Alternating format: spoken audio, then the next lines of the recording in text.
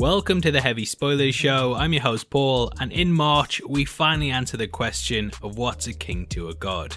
Godzilla Vs Kong is finally set to release, and Warner Bros have really started upping the marketing of the movie with some legendary trailers and TV spots. This video, we're going to be breaking down some of the biggest questions surrounding the movie, its runtime, the Easter eggs, things you missed, and what we think is really going on. Some spoilers here, so if you don't want anything potentially ruined, then I recommend that you turn off now. Make sure you blah blah blah the thumbs up button, and blah blah blah subscribe to blah blah blah blah. With that out of the way, thank you for clicking this, now let's get into the video. Okay, so the first thing I want to talk about is the movie's runtime. According to Google, the film will be weighing in at a hefty 2 hours and 52 minutes, making it the mightiest monster movie of all time. Now I have to say that this isn't 100% confirmed yet, and Google doesn't always get things spot on when it comes to movie information, so it may be subject to change. Early screenings of the film actually came in under 2 hours, but as they happened almost 2 years ago, things could have changed due to Legendary having a lot more time to work on the film. It was revealed earlier in the week by the film's composer Junkie XL that the aircraft carrier scene runs for a whopping 18 minutes, so it is possible that due to the delays that the VFX artists actually added more meat to the movie and increased the action scenes as they're what everyone wants to see. What do you mean it's 2.5 hours of human drama? Oh no. Anyway, this is awesome I think, and it also looks like the movie is going to be fights over feelings, which I feel the movies so far have been lacking. Big monster is where it's at, so let them fight and give us 3 hours of pure fan service, please.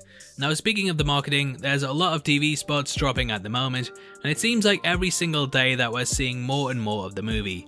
I actually wish they would kinda hold off on this, as they are spoiling a bit too much, and I know that's rich coming from me, but I do want some surprises. You know, I just like a surprise now and then. However, these new looks have brought a lot of new questions with them, and we're going to be trying to answer them to the best of our ability. Now the first big one is, why does it look like Kong is stuck in the hex at one point? In the build up to this scene, he grabs a tree and strips it of its branches, which then turns into a deadly javelin that he hurls at the sky, revealing a force field in the process. No, it's not Kong Division, it's actually something else, and what's happened is that Kong has been captured at this point in the movie and placed into a containment facility. Humanity knows that one of the best weapons that we have against the Titans is our ability to trick them, and thus they've created a huge Truman Show-esque dome that spans miles and miles. In it there's an abundance of holographic technology that can be used to mimic any environment, and the vegetation within has also been adapted to fit the look of Skull Island so that Kong doesn't believe that he's been captured. We actually see the outside of this in the trailer, and it looks like it might be at the moment that Kong throws the tree against the barrier that we too get the reveal that he's encased in it. As for the purpose of it, I think that this is so that they can better study him, and who knows, it might even be set up by Apex so that they can replicate the character. We already know that they have built Mechagodzilla, and thus this could be somewhat of a lab to study Kong and potentially clone him. I know that's a bit of a long shot, yeah, and I am reaching right now. And it could also be set up simply as a way to control his behaviour and keep him occupied whilst they wait for Godzilla to attack once more. It feels very Pacific Rim to me due to the technological advancements that they've made since the last couple of movies, and who knows, you might even be in a simulation right now, mate. And there's also been released what looks like it could be Kong getting carried across the earth by an armada of helicarriers. In one of the TV spots we can see Kong lying in a giant net whilst being flown somewhere snowy. During it, the cables on the airplane snap, and we then cut to him waking up in the ice. Now because of this, I can actually see this being later in the movie rather than it being the scene when they lift him out of Skull Island. Whilst we don't know what this snowy environment is, it could be the cave that chronicles the battles between the Gojira and Kong, or the place that at least gives us information on their history. In the build up to the trailer's release, we did get a cave painting that looks like it might have been the world's first spoiler, and this very much prophesies their battle. I feel like in the movie, Kong is going to sort of be our eyes and ears as we discover the history and battles that the species have had over the millennia, and this is why he finds the handprint, and we can also see what looks like a Gojira outline. Now that might be wrong, but from all the leaks I've looked over, they've never actually mentioned how these two scenes tie together, And I think it just makes far more of a driving force for Kong to actually get a motive to why he has to fight Godzilla, rather than just having the humans pointing the pair at one another.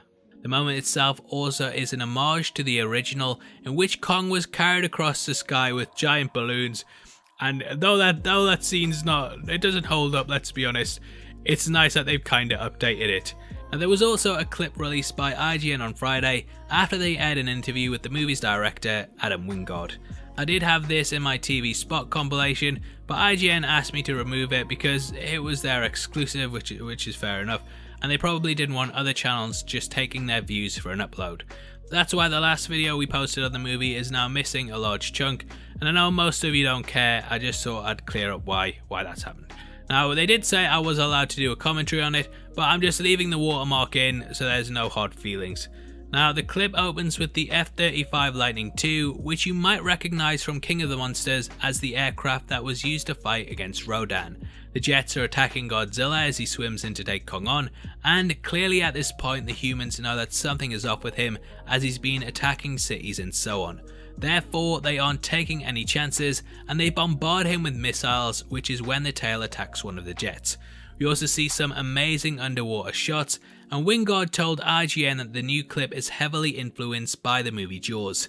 This is of course a classic, and Godzilla swims through the sea almost like a shark as he makes his way towards his target, whilst Kong looks down into the water, unable to see when or where he's coming from. There's also his fin, which pops up on the surface, much in the same way that a shark does, making for a cool little callback. As mentioned earlier, the jet is smashed by Godzilla's tail, and ships start closing in on him, which is when it also takes out two of them in one fell swoop. An anchor then attaches onto Godzilla, and he drags half its hull down to the bottom of the ocean, which I think might also be similar to how Jaws did something with the dock, though that might be a reach. It could also be similar to the barrel scene, as we see this part of the ship pop up later on, and either way, it's nice that they're paying tribute to one of the best movies of all time. Now, you can also catch people coming out of the carcass of the ship, and I hope them lads have been taking swimming lessons because it's a long way up. Sticking with the Jaws callbacks, this could be similar to the story of the USS Indianapolis, which Quint describes in one of the film's best scenes. The boat was sunk, and the sailors that survived were picked off by the sharks over a number of days. It's a horrifying real-life story, and knowing that the people who survived this attack could be stuck in the water adds a lot more to this scene. Next, we see Kong trying to pull on the chains of the ship because he's captive, but he's unable to yank them loose. This is likely because of the tanks on his collar that we pointed out in our last trailer breakdown, which potentially contain a sedative. Thus, Kong might actually get his arse kicked if he's being drugged during this, and this could be why the humans eventually decide to use simulations to keep him calm rather than the drugs. Anyway, I can't wait to see the movie, and with it releasing in 30 days time, it's awesome that March is going to be a big month for the Monsterverse. Now obviously, I'd love to hear your thoughts on the new TV spots, whether you think they're showing too much, or if you want to keep seeing more and more. With it being 3 hours long, I almost feel like there's a lot they still have to show us, but of course, let me know below if you want some big surprises still. As a thank you for interacting with the video, you'll be entered into a prize draw on the 31st of March, in which we're giving away 3 copies of a Marvel 4K box set of your choice. All you have to do to be in with a chance of winning is like the video, make sure you subscribe with notifications on, and drop a comment below with your thoughts on the TV spots. The winners of last month's competition are on screen right now, so if that's you, then message me on Twitter at HeavySpoilers. If you want something else to watch, then make sure you check out our breakdown of WandaVision Episode 8, which will be linked on screen right now. We've gone over the episode from top to bottom and pointed out all the cool little Easter eggs, so it's definitely worth watching if you're bored as hell. With that out of the way, thank you for sitting through the video. I've been Paul, I'll see you next time. Take care, peace.